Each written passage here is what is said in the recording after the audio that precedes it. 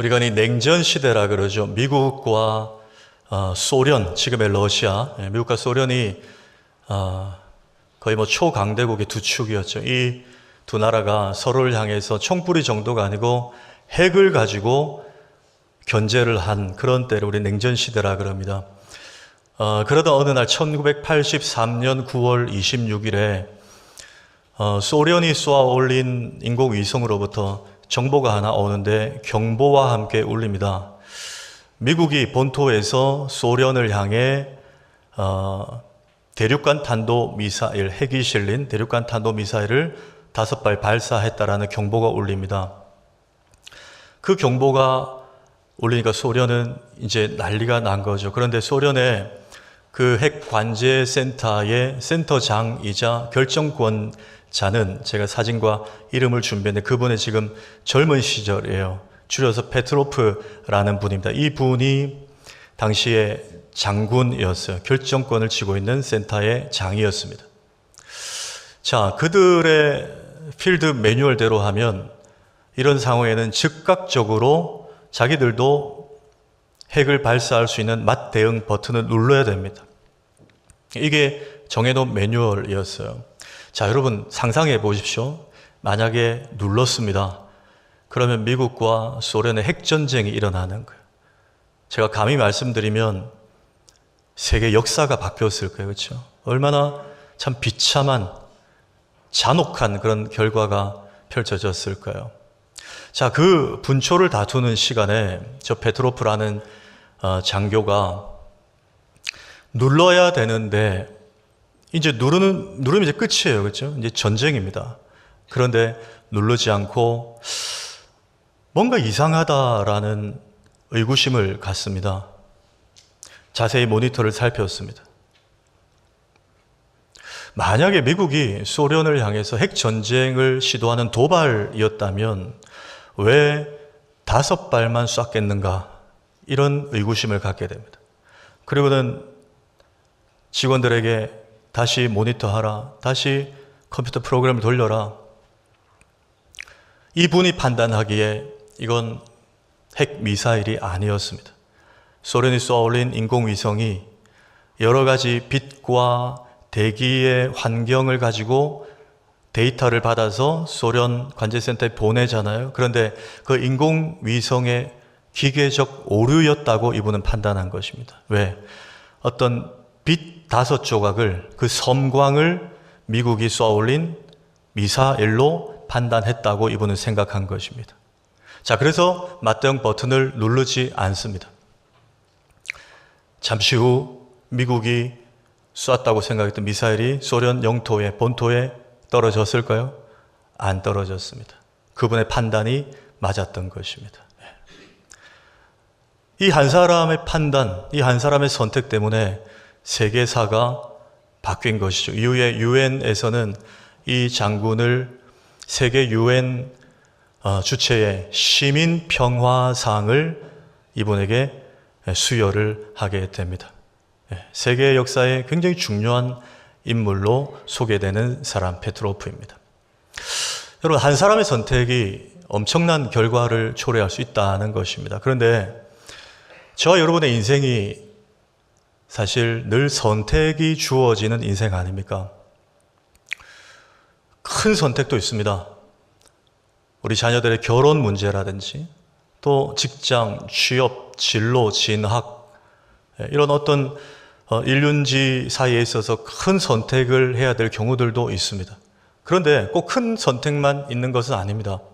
소소한 선택도 우리 삶에 있습니다.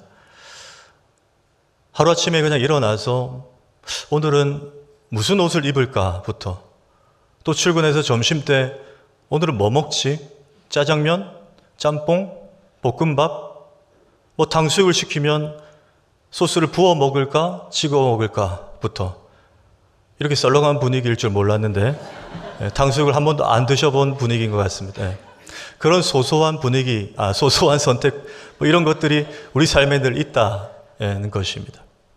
그런데 오늘 본문을 가만히 보면 바울도 오늘 제목대로 한 선택을 합니다. 자, 오늘 본문은 지난주에 드로아 다락방 교회에서 유두고라는 졸다가 지친 그 죽은 그 청년을 바울이 살려낸 그 드로아에서 이제 떠나는 장면부터 시작을 합니다. 떠나서 바울이 밀레도라는 곳에 이릅니다. 밀레도에서 그 유명한 에베소 장로들을 불러 모아놓고 고별 설교를 하게 되죠. 자, 그 장면인데 오늘 그 장면의 앞선 장면들을 제가 좀 넘어가지 않고 보려고 합니다. 밀레도의 장로들을 모아놓고 바울이 한 선언을 하는 것입니다. 어디로 가겠다고요? 예루살렘으로 가겠다. 자신은 예루살렘행을 선택했다라고 밝힙니다. 바울이 왜 예루살렘을 가고자 했는가? 큰 이유는 이거 하나입니다. 로마서 15장 26절에 보면 그 이유를 이렇게 말합니다. 마게도냐 터키입니다. 아가야는 고린도 지역입니다. 마게도냐와 아가야 사람들이 예루살렘 성도 중 가난한 자들 위하여 기쁘게 얼마를 연보했다는 것입니다. 즉 예루살렘에 기근이 들어서 굉장히 힘겨워하는 성도들이 있었는데 그들 향해서 저 유럽 지역의 성도들이 구제헌금을 했어요. 그 구제헌금을 바울이 전달받아서 그걸 전달하러 예루살렘에 가겠다는 것입니다. 여러분 여기까지만 딱 보면 예루살렘에 바울을 기다리는 사람들이 꽃다발 들고 있어야 될 분위기 아닙니까? 웰컴, 환영, 사도 바울 막 이렇게 돼야 되는 분위기예요. 그런데 그렇지만은 않았습니다. 우리가 아까 읽었는데 22절과 23절을 한번 보십시오. 한번 같이 읽습니다. 시작. 보라, 이제 나는 성령에 매여 예루살렘으로 가는데 거기서 무슨 일을 당할는지 알지 못하노라. 오직 성령이 각 성에서 내게 증언하여 결박과 환난이 나를 기다린다 하시나. 굉장히 무거운 분위기입니다. 꽃다발 들고 기다릴 것 같았는데 내가 예루살렘 가면 거기서 무슨 봉변을 당하는지 모릅니다. 결박당할 수 있고 여러 가지 환난이 나를 에워쌀 수 있는 상황이 펼쳐질 겁니다. 바울이 성령의 감동으로 이걸 알았던 거예요. 왜요? 헌금 갖고 가는데 좋아해야죠. 좋아할 사람들도 있었지만 유대 강성 지도자들은 유대교에서 기독교 우두머리로 개종한 바울이 죽어야 밥을 먹겠다고 하는 사람들이 기다리고 있었어요. 저 인간은 죽여야 된다. 여러분 같으면 성령이 이걸 알려주시면 가고 싶겠습니까? 안 가고 싶죠. 여러분 바울이 1차, 2차, 3차 전도 여행, 지금 3차 전도 여행 동선 중이잖아요. 이 1차, 2차를 경험하면서 좀 수월했습니까? 선교 일정이? 아니죠.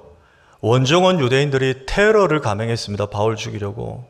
심지어 루스드라라는 곳에서는 돌에 맞아서 죽은 사람처럼 된 적도 있었어요. 태형을 맞았습니다. 귀신 들린 여자 고쳤다가 감옥에 들어간 적도 있었어요. 쉽지 않았습니다. 여러분 사람이 학습 효과라는 게 있잖아요. 이 정도 어려움을 당하면 그 좀 유식한 말로 트라우마라는 게 생기지 않습니까? 가기 싫어요. 피하고 싶죠. 하나님 내가 이토록 고생했는데 또요. 저도 그 언젠가 말씀드렸죠. 8, 9년 전에 필리핀 선교 갔다가 마지막에 청년들, 대학생들하고 선교사님 풀장에 데려갔는데 수영을 못하는 제가 애들이 집어 던져가 죽을 뻔했다고요. 저는 그 뒤로 물에 절대 안 들어갑니다. 목욕탕 물엔 들어가요. 예. 물이 두려워요. 바다도. 한번 그러고 나니까 진짜 트라우마가 생겨요. 우리 남자 성도님들 한번 대답해 보십시오. 한 번씩 꿈 꾸잖아요. 주무실 때. 제일 꾸기 싫은 꿈이 뭡니까? 다시 군대 가는 꿈이죠. 정말 싫어요. 저도 한 번씩 꾸거든요. 아침에 일어나면 눈물이 맺혀 있어요. 주여 나를 버리셨나이까? 이러면 깼는데 꿈이에요. 예. 그게 여러분 트라우마예요. 힘들면 피하고 싶습니다. 근데 바울은 무슨 일이 일어날지 성령님이 알려주셨는데도 내가 간다, 가야 된다. 그게 제가 제목을 오늘 위대한 선택이라고 한 거예요. 그런데 바울이 예루살렘행을 택한 것도 위대한 선택인데 그 위대한 선택에 앞서서 또 하나의 선행된 선택을 하는 장면을 우리가 발견합니다. 오늘 큰 틀에 그 한 가지를 볼 거예요. 뭐냐? 먼저 하나님과 독대하는 시간을 가졌다는 것입니다. 예루살렘을 향해 가기 전에 하나님과 독대하는 시간을 가졌다는 거예요. 자, 13절 제가 읽습니다. 우리는 앞서 배를 타고 아수에서 바울을 태우려고 그리로 가니, 이 우리는 누가가 지금 말하는 거죠. 이는 바울이 걸어서 가고자 하여 그렇게 정하여 준 것이라 그랬습니다. 무슨 말입니까? 바울이, 여러분 지난주에 그 7 사람들과 그 드로아 교회에 함께 예배했던 사람들 있죠. 자기 따라다니던 무리들, 그 사람들에게 당신들은 먼저 드로아에서 배를 타고 아수까지 가 있으라는 거예요. 그 바울 자기는 걸어서 가겠다고 했다는 겁니다. 바울이 딱 정했다는 거예요. 명령했다는 것입니다. 제가 제일 최근 자료를 보니까 이 드로아, 여러분 드로아가 어디냐면, 여러분 예전에 영화에도 있었는데 트로이 목마 아십니까? 예, 트로이에서 아수까지입니다. 제일 최근 자료로 보니까 65km예요. 자, 이때는 교통수단이 뭐 도보지 않습니까? 바울이 걸어간 거예요. 제일 빨리 걸어가도 이틀입니다, 여러분. 효율적이지 않아요. 배 타고 빨리 가야죠. 다른 사람들과. 근데 바울은 굳이, 무리들은 배 타고 가고 나는 걸어서 65km 되는 이틀 혹 3일 거리를 걸어가겠다고 고집을 부렸다는 것입니다. 그걸 지금 누가가 놓치지 않고 기록을 하고 있어요. 그러면 왜 바울이 이렇게 했을까요? 제가 사실 한 2, 3일 자료를 다 찾아봤는데 모르겠어요. 그래서 유혹을 받았습니다. 이 부분 그냥 넘어가자, 설교하지 말고. 그러다가 제가 저번에 말씀드렸다시피 저도 이제 한 번씩 안 풀릴 때 걷거든요. 걷는데 하나님의 은혜를 주셨어요. 누가 딱 생각이 나게 하셨습니다. 바로 우리가 사랑하는 예수님이에요. 예수님이 딱 매치가 됐어요. 왜? 여러분 지금 바울의 목적지와 예수님의 목적지가 동일하잖아요. 바울이 지금 예루살렘을 향해 가야 된다고 합니다. 여러분 예수님도 33세 마지막 목적지가 어디였어요? 예루살렘이었어요. 거기 골고다 언덕이었습니다. 그렇죠? 예수님도 예루살렘이에요. 그 십자가, 그러니 예수님이 늘 12제자와 함께 다니시기도 했지만 그 십자가의 두려움이 인간적으로 몰려올 때 어떻게 하셨는가, 제가 2구절만 한번 볼까요? 마태복음 14장 23절에 무리를 보내신 후에 기도하러 따로 산에 올라가시니라. 저물매 거기 혼자 계시더니. 예수님도 이런 시간, 자발적 격리의 시간이 필요했다는. 누가복음 22장 39절도 봅니다. 예수께서 나가사 습관을 따라 감람산에 가심에 제자들도 따라가더니 그들을 떠나 돌 던질 만큼 가서 무릎을 꿇고 기도하면 니들 절로 가 있으라는 거예요. 예수님도 일부러 일행들과 떨어진 시간들을 습관을 쫓아 정기적으로 그 시간만 되면 그 시간을 가졌다는 거예요. 하나님과 깊이 만나는 독대하는 시간을 가졌다는 거예요. 여러분 바울의 마음이 이 예수님의 마음 같았던 거죠. 자, 예루살렘 가면 죽을 수도 있습니다. 그동안 1차, 2차 선교 여행과 피할 수 없는 고초가 기다릴 수 있어요. 그걸 지금 들었습니다. 머리가 복잡해지지 않겠습니까? 번민이 있어요. 꼭 가야 되나? 어떻게 해야 될지 모르겠어요. 마음을 추스릴 시간이 필요합니다. 그런데 믿을 분은 이 일행들이 아니에요. 하나님밖에 없어요. 걸어서 그 시간을 일부러 느리더라도 그 시간을 가진 것입니다. 여러분, 저 여러분에게 우리가 이런 위험한 상황, 불안한 예루살렘이라는 일들을 만났을 때 우리의 유일한 방편이 뭡니까? 뭐 바울이 그럴 리는 없겠지만 자기 주변에 있는 이 무리들과 함께 뭐 맛있는 거 먹고 요즘으로 좀 가져와서 적용하는 거예요. 저 기장에 멋진 카페 가서 커피도 마시고, 물론 이런 시간들 필요합니다. 저도 그렇게 해요. 근데 그건 여러분 일회용 아닙니까? 그게 영원한 평안과 기쁨을 주나요? 아니에요. 그 함께 수다 떨고 자기 얘기를 들어주는 그 사람들이 바울이 죽음의 위기에 왔을 때 내 인생을 책임져 줍니까? 아니에요. 그냥 있는 동안 좀 힘을 실어주는 사람들일 뿐이에요. 바울이 그 생각이 들었던 것 같아요. 그러니 마지막까지 내 옆에서 나와 함께 하실 분이 누군가, 결국 살아계신 하나님밖에 없더라는 거예요. 그래서 그 하나님과 좀 더 깊은 친밀한 시간을 가지기 위해 그는 65km를 걸어가기로 선택을 한 것입니다. 제가 부목사 때 우리 교회 안에 이제 대학부를 아마 지도할 때였는데, 대학부 청년 중에 형제하고 자매가 커플, 이제 교제를 하는 형제 자매가 있었어요. 한 2, 3개월 그 둘이 이렇게 잘 만나고 있는 것 같았는데, 하루는 그 자매가 저한테 상담을 한번 요청한 적이 있습니다. 목사님, 걔가 저를 정말 좋아하는지 잘 모르겠어요. 이런 얘기를 해요. 왜 그러냐 그랬더니, 이제 이 형제의 성향이 늘 좀 이렇게 청년들 친구들하고 그 여자친구하고 늘 다 같이 만나서 우르르 남포동 가고 우르르 서면 가고 뭐 이런 걸 좋아하는 거예요. 그렇게 해도 어떻게 해야 됩니까? 헤어지고 나면 좀 따로, 그렇죠? 시간을 맞고, 이 자매 입장에서는 공휴일이나 좀 쉬는 날 따로 둘이서만 좀 시간을 보내고 싶은 마음이 있잖아요. 그런데 늘 우르르 이렇게 다니는 걸 좋아하는 거예요.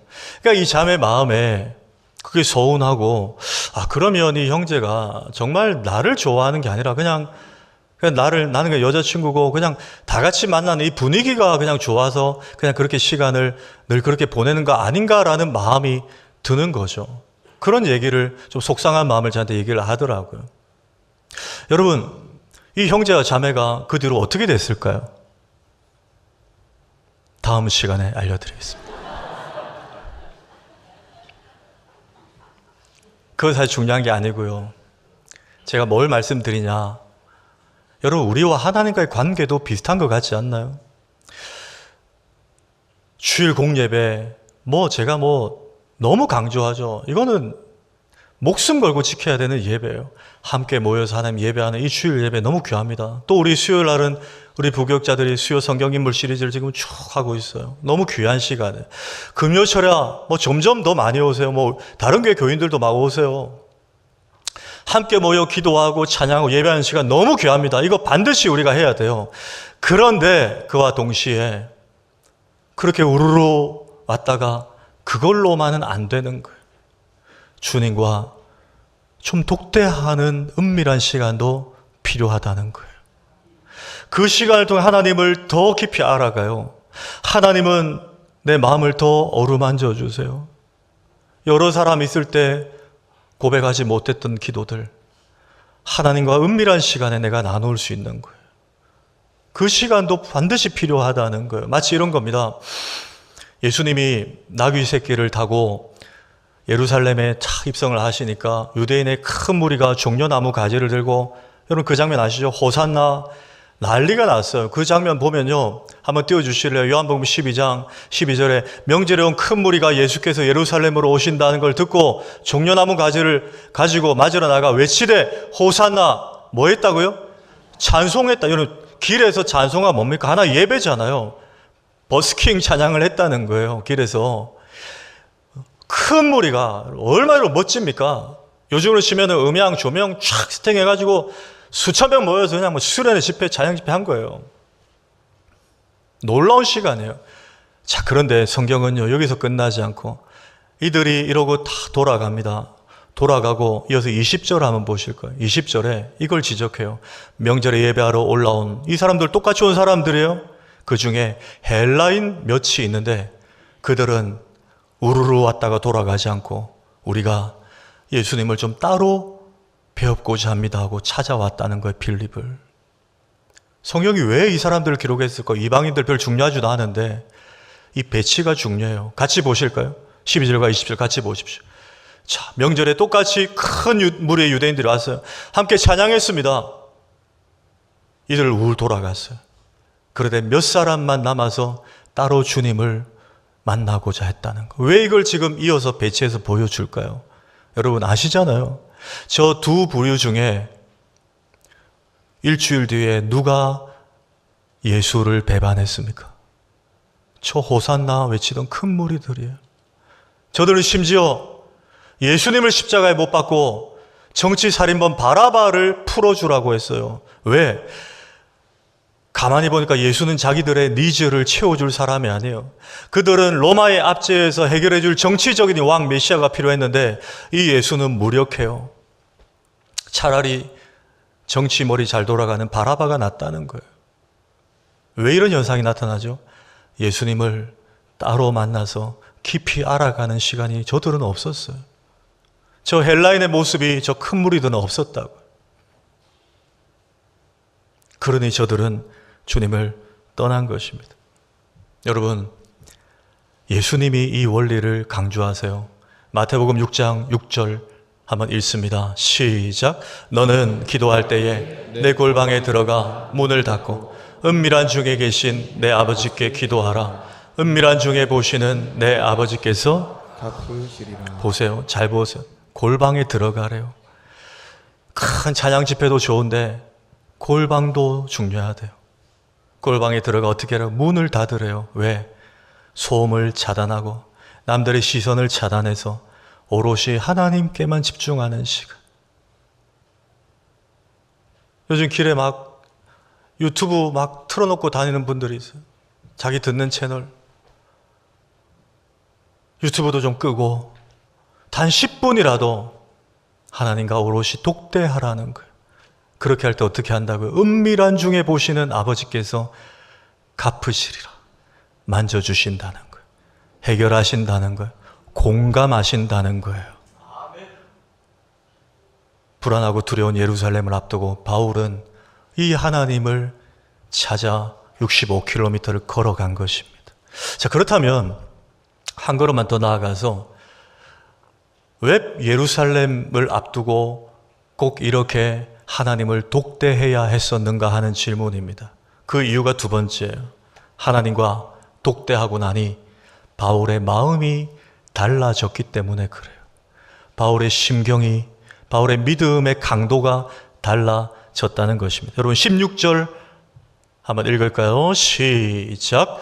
바울이 아시아에서 지체하지 않기 위하여 에베소를 지나 배 타고 가기로 작정하였으니 이는 될 수 있는 대로 오순절 안에 예루살렘에 이르려고 급히 가미로라. 잠깐 뛰어나 보세요. 여러분 유심히 보시면 좀 이상한데 발견하실 수 있을 겁니다. 조금 전 상황과 완전히 지금 달라지지 않습니까? 자, 지난주 드로아이에서 아소 65km까지 바울은 걸어가고 사람들은 배 타고 갔어요. 그리고 오늘 본문에 보니까 기모 그리고 사모를 들러서 밀레도까지 이런 여정인데 앞에는 지금 자기는 걸어가겠다고 했어요. 그 말은 시간에 구애받지 않고 천천히 가겠다는 거예요. 왜? 하나님과 독대하는 시간이 필요하니까. 근데 지금 이들 만났습니다. 아소에서. 만났더니 180도 바뀌었어요. 이제 배 타고 가재요. 지체하면 안 된대요. 오순절 안에 예루살렘에 도착하려면 지금 서둘러야 된대요. 급히라는 표현을 썼습니다. 완전히 지금 바울의 태도가 달라진 거예요. 그렇죠? 이게 지금 이상해야 됩니다. 자, 저기서 참고로 왜 오순절 안에 도착해야 된다고 했는가? 오순절은 이스라엘의 3대 명절입니다. 그러면 그동안 디아스포라, 흩어져 살던 유대인들이 명절을 맞아서 예루살렘으로 수십만 명이 다 모여와요. 그럼 바울에게는, 전도자 바울에게는 어떤 절호의 기회입니까? 전도할 수 있는 절호의 기회예요. 지금 예루살렘의 상황에 자기를 죽이려고 하는 사람이 있지만 지금 전도의 관점으로 보면 명절 안에 늦지 않게 예루살렘에 가야 된다는 거예요. 근데 여러분 우리가 짚을 것은 그러면 그 사이에 예루살렘 안보와 상황이 좀 바뀌었나요? 가령 성령님이 나타나셔서 아들아 바울아 그래 네가 지금 불안해하는 거 보니까 알겠다. 예루살렘에 너를 지금 죽이고자 혈안되어 있는 그 인간들을 내가 다 죽였다. 제거했다. 안심하고 가라. 성령님 이렇게 말씀하셨나요? 아니에요. 22절, 23절에 그 환난과 결박과 고초가 기다리고 있는 건 여전합니다. 예루살렘 상황이 변한 게 아니에요.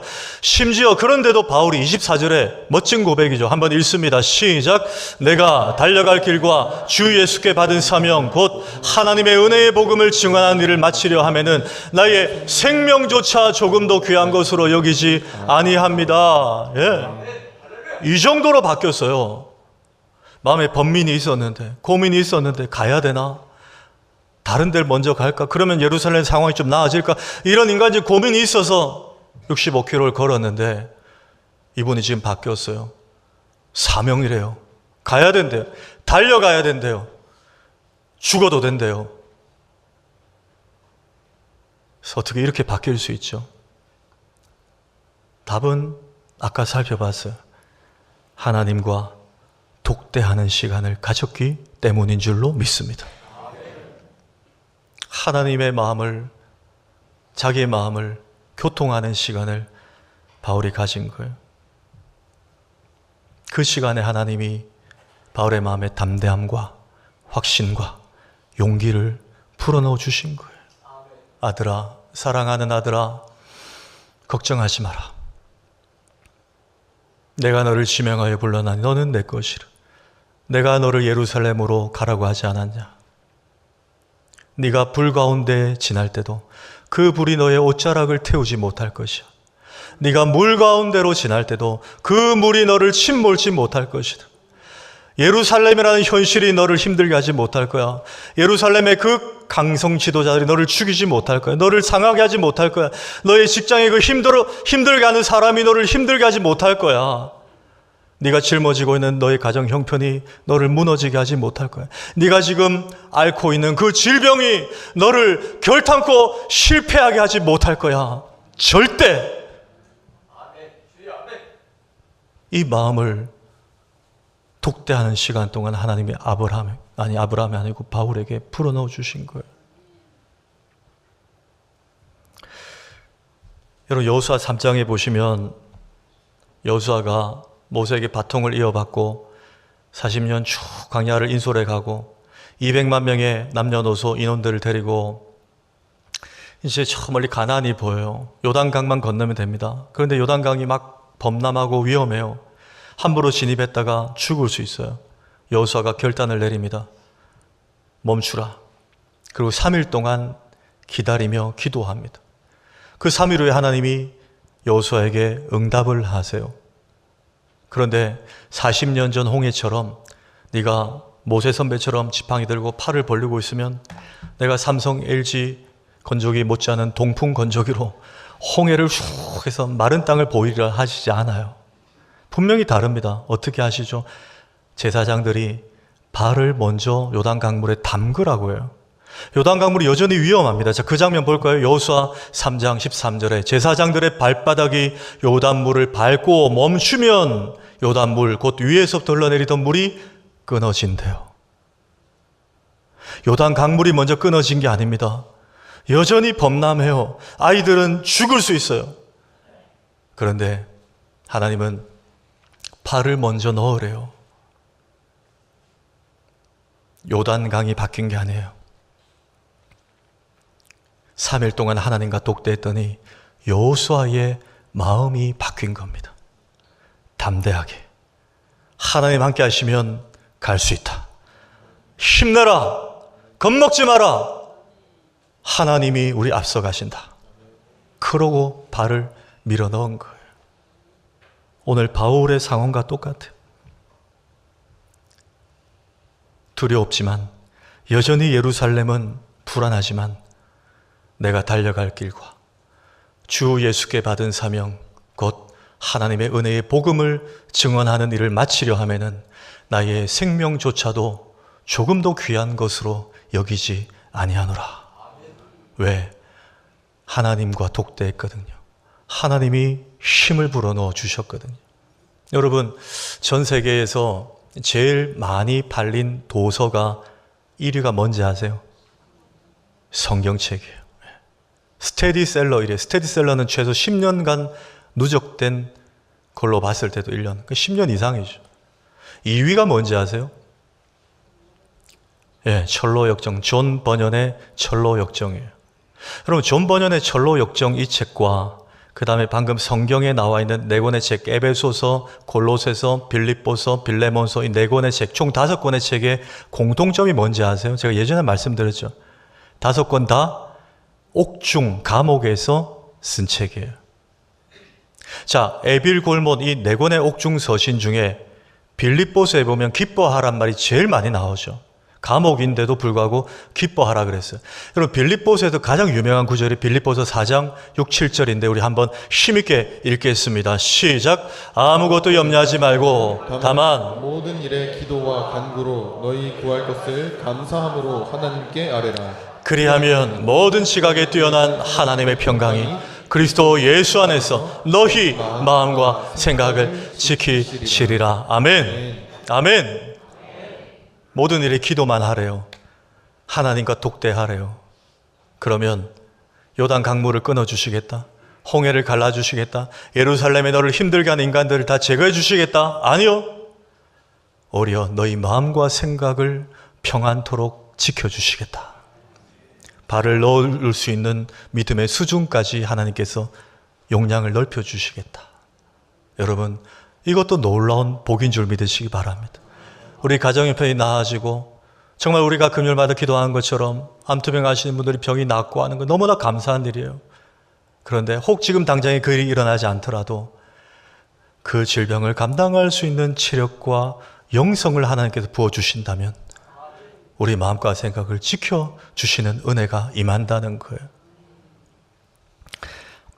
제가 예전에 출애굽기를 설교하면서 하나님 말씀을 우리가 먹어야 될 만나라고 표현을 했습니다. 우리가 말씀을 먹어요. 유진 피터스는 이 책을 먹으라라는 표현을 했죠. 하나님 말씀 먹어야 돼요.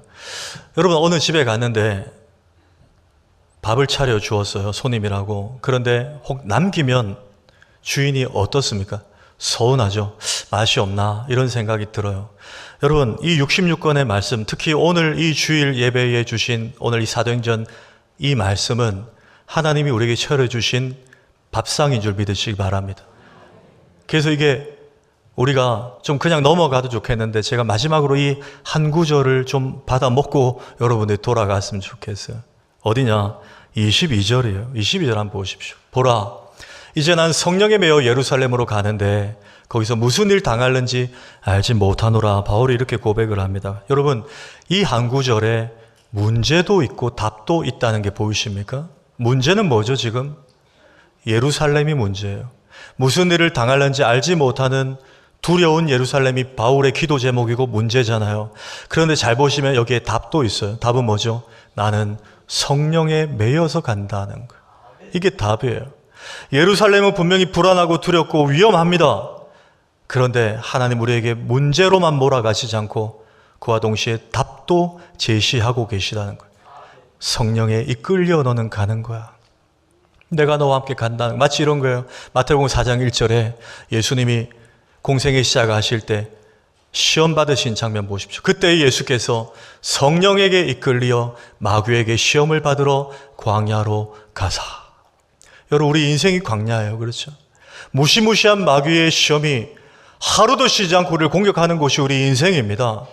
그런데 마귀의 시험만 있는 곳이 우리 인생이 아니에요. 그 앞에 보세요. 성령에게 이끌려 답도 있다는 거예요. 여러분, 기억하십시오. 우리에게 문제가 생기면 하나님 이 문제를 해결해 달라고 기도합니다. 때로 이 문제를 좀 피할 수 있게 해달라고 기도합니다. 그런데 하나님 우리의 마음을 모르고 야속하게 우리를 더 문제의 깊은 곳으로 밀어 넣으실 때가 있어요. 그때 기억하시라는 거예요. 하나님이 더 힘든 고난과 역경과 환난 속에 나를 밀어 넣으실 때는 나에게 답도 주신다는 걸 믿으시기 바랍니다. 피할 길을 주십니다. 감당할 시험만 주십니다. 성령을 반드시 동행시키십니다. 그 성령이 답이 되게 하셔서 그 여정을 반드시 걸어가게 하십니다. 여러분, 이 믿음으로 살아가시는 우리 모두가 되길 주의 이름으로 축원합니다.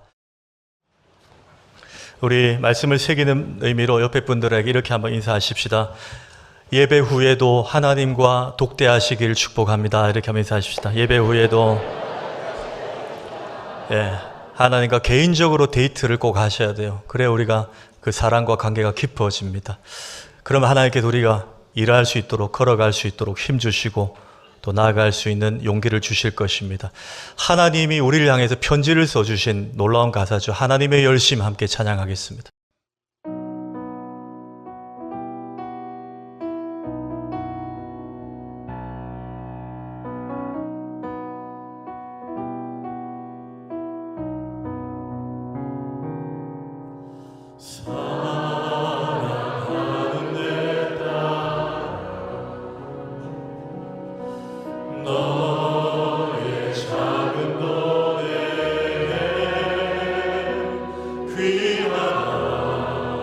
너와 함께 걸어가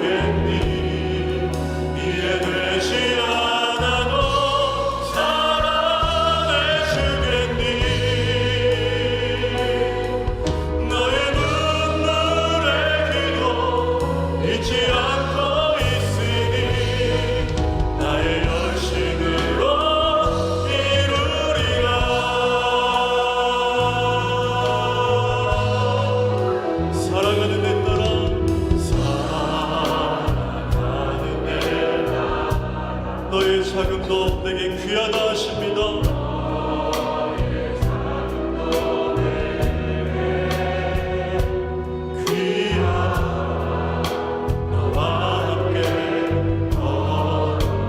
모든 과정들이